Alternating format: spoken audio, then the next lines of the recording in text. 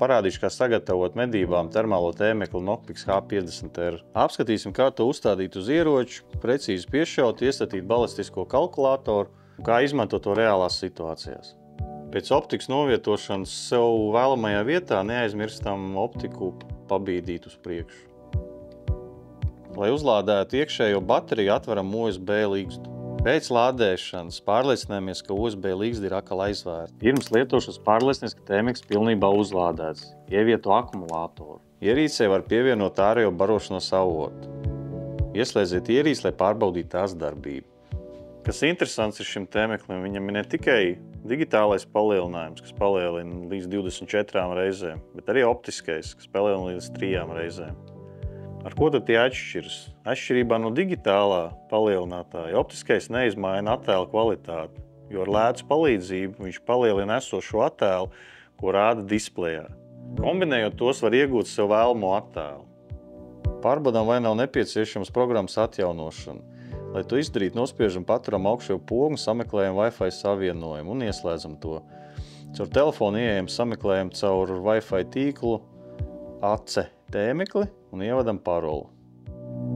Ieejam Knockpix lietotnē un Connect Device. Uzspiežam device apakšā un atvērsies jūsu Knockpix pievienotās ierīces un redzēsiet, vai ir jauns atjauninājums. Ja tāds ir, spiežam download un instalējam. Lai ievadītu balistiskos rādītājus, spiežam balistiku. Izvēlamies profilu un ievadam prasītos datus. Daudzām patronām uz kastītēm tas ir rakstīts.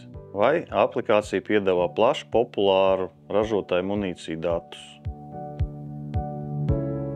Izvēlamies savu kalibru. Kad esam atraduši savu izmantojamo munīciju, spiežam uz viņu. Un spiežam uz sarkano Plaisa device.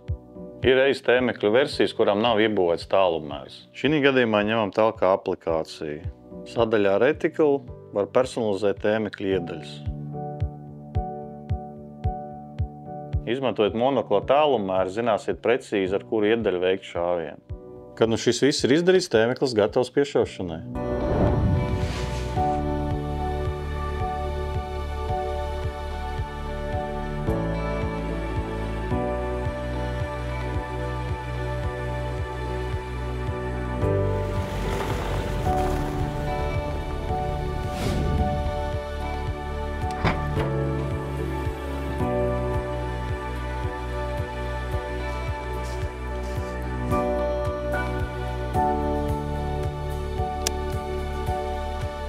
Piešausim 100 metros.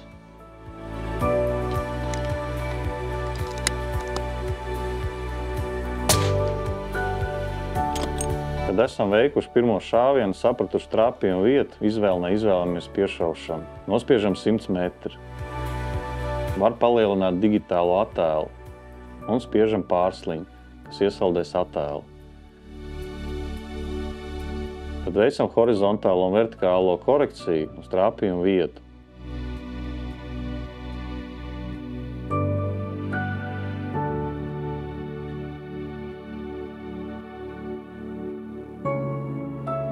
Nospiež izvēles pogu un paturu.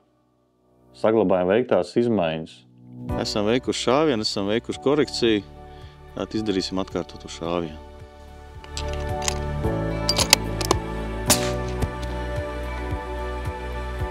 Ja vēlamais rezultāts ir sasniegts, var doties medībās.